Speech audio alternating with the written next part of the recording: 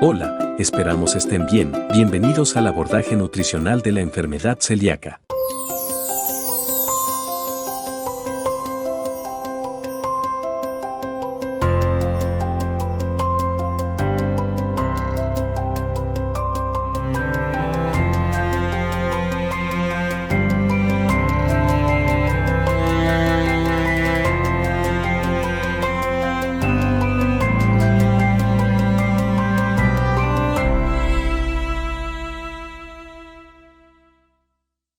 La enfermedad celíaca es descrita como una patología crónica mediada por el sistema inmunitario que afecta principalmente el revestimiento de la mucosa intestinal en presencia de gluten o más específicamente prolaminas, moléculas de almacenamiento vegetal de tipo proteico que pueden hallarse en algunos cereales como el trigo, la cebada, el centeno y posiblemente la avena, aunque su uso aún se encuentra en discusión y es controvertido. Esta enfermedad ha tenido un incremento constante con una prevalencia de cerca del 5% de la población mundial y se asocia principalmente a tres factores genéticos, como la predisposición a expresar haplotipos de antígeno leucocitario humano DQ2 o DQ8, inmunitarios, asociados a la expresión de anticuerpos antitransglutaminasa y antiendomicio, los cuales son propios de la enfermedad celíaca y son importantes en el daño tisular que se presenta, así como otros factores de tipo ambiental relacionados con la ingesta de alimentos que contengan prolaminas en su composición. Existen algunas características poblacionales que pueden generar mayor propensión al desarrollo de enfermedad celíaca, como la existencia de familiares en primer grado de consanguinidad que la padezcan,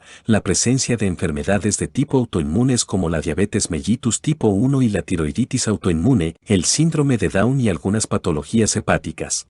Las manifestaciones clínicas de la enfermedad celíaca tienen un espectro amplio y los términos empleados para sus clasificaciones son heterogéneos. La forma clásica de la enfermedad celíaca presenta síntomas gastrointestinales por la ingesta de gluten. Es común que en niños menores de 2 años los síntomas sean gastrointestinales, mientras que en niños mayores o adolescentes son extraintestinales. La forma no clásica hace parte de esta clasificación. Presenta síntomas leves o intermitentes que no se relacionan con la malabsorción intestinal. La forma asintomática puede cursar durante años sin que los individuos presenten signos o síntomas, y para su diagnóstico se deben realizar estudios específicos en población de riesgo. La forma potencial se presenta en personas sin compromiso intestinal, pero tienen un riesgo elevado de desarrollar la enfermedad. La enfermedad celíaca refractaria es una variedad poco común. Se caracteriza por la persistencia o la recurrencia de los signos y síntomas malabsortivos, a pesar de seguir una dieta estricta libre de gluten por al menos 12 meses.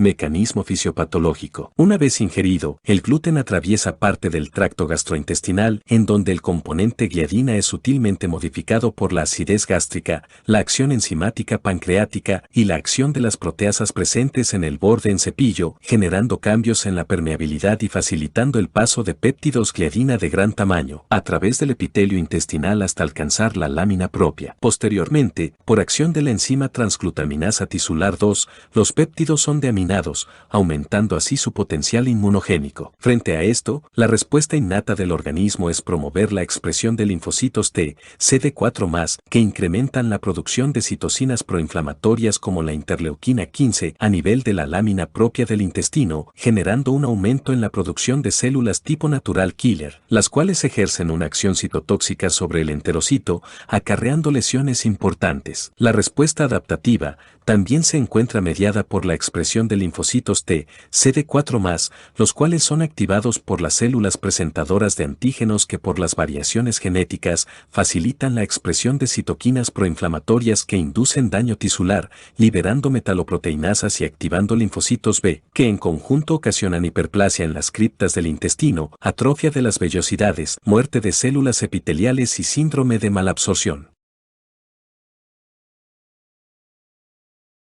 El diagnóstico. Para poder realizar el diagnóstico de esta enfermedad, se hace necesario disponer de 3 elementos. Las manifestaciones clínicas que el paciente señala en consulta, siendo esta la principal razón para que el médico tenga la sospecha del padecimiento de la enfermedad celíaca. El resultado positivo en la serología y finalmente tener hallazgos en la biopsia duodenal que encajen con la enfermedad. Es decir, Para dar un diagnóstico se realiza la prueba serológica en busca de anticuerpos específicos que deberían estar presentes si existe la enfermedad y aún se consume una dieta con contenido de gluten. Si la prueba serológica es positiva, se realiza la biopsia para confirmar el diagnóstico y analizar el daño que el intestino sufrió. En el caso contrario de una serología negativa pero con prevalencia de síntomas, se debe considerar realizar un estudio genético.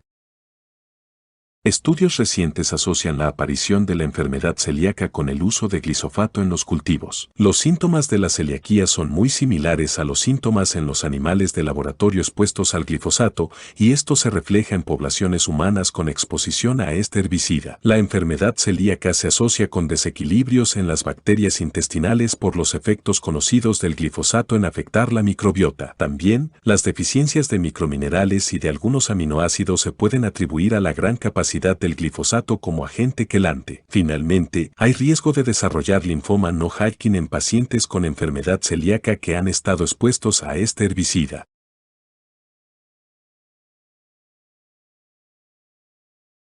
El único tratamiento efectivo para la enfermedad celíaca y la mejoría de los síntomas es la regulación del gluten en la dieta con el objetivo de reducir los efectos de la prolamina en el intestino del paciente celíaco. Es por esta razón que se evitan alimentos que contienen prolamina como el trigo, la cebada y el centeno, al igual que sus derivados, siendo las principales consecuencias de la dieta libre de gluten la posible baja disponibilidad de fibra y otros micronutrientes en los alimentos, así como existe el riesgo de que haya contaminación cruzada y se interrumpa el tratamiento. Además de que los alimentos etiquetados como libres de gluten son más caros que los comunes e incluso son ricos en carbohidratos, y pueden incrementar el índice glucémico, por lo cual se recomienda el consumo de alimentos naturalmente libres de gluten, la suplementación de vitamina B12, proteínas, ácido fólico, hierro, calcio y fibra, así como el consumo de probióticos con el fin de mejorar la sintomatología. Teniendo en cuenta los efectos a nivel de salud de la enfermedad celíaca, esta debe ser tratada de manera global e interdisciplinaria por parte del personal sanitario, para así evitar complicaciones crónicas importantes como las deficiencias nutricionales y el incremento en el riesgo de osteoporosis. Asimismo, la orientación nutricional debe considerarse como un eje clave en el proceso terapéutico, ya que las modificaciones a nivel dietario deben establecerse desde el inicio y de por vida para aquellos diagnosticados con esta enfermedad.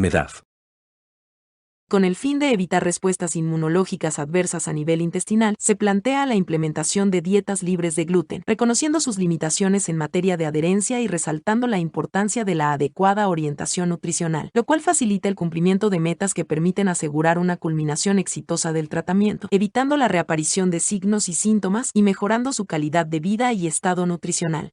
Finalmente, es importante reconocer la relación existente entre la enfermedad celíaca y otros factores, como la microbiota, los alimentos funcionales, la educación alimentaria y nutricional, los agentes externos asociados al aumento en la prevalencia de nuevos casos, y finalmente, el soporte científico que puede suponer una oportunidad para el establecimiento de estrategias que busquen educar a las comunidades en materia de hábitos y estilos de vida saludables.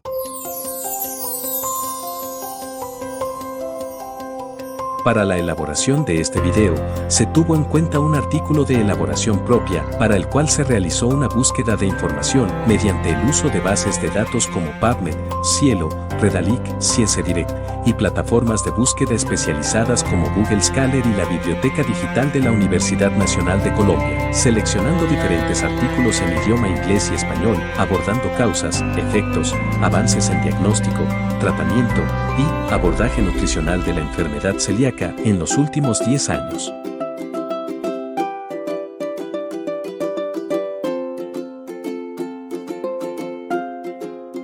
Gracias a todos por su atención.